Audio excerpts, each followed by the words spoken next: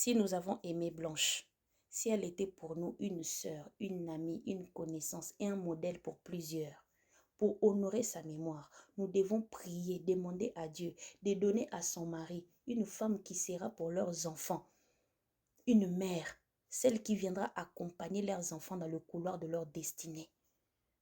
Parce que ce n'est pas donné à toutes les femmes les cœurs d'aimer les enfants d'une autre personne comme leurs propres enfants. Nous avons entendu et vu des histoires. Combien des enfants qui ont été détruits à cause de leur belle-mère, beau-père, leur tante, oncle, sœur, frère. Parce qu'ils n'avaient pas les cœurs de supporter les enfants d'une autre personne.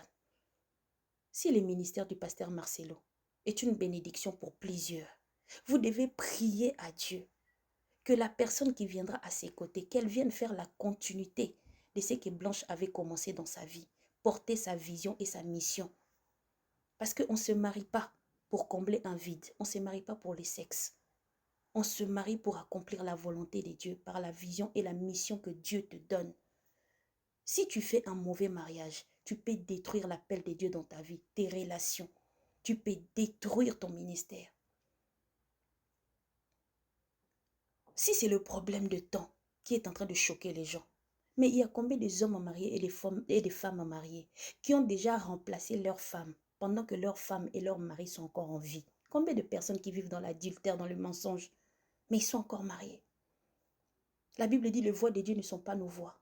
Là où nous on voit que c'est pas normal, c'est il y a du désordre. La Bible dit Dieu est un Dieu de l'ordre. Il vient, il impose sa paix. Nous devons arrêter de voir les hommes de Dieu comme si c'était des super extras.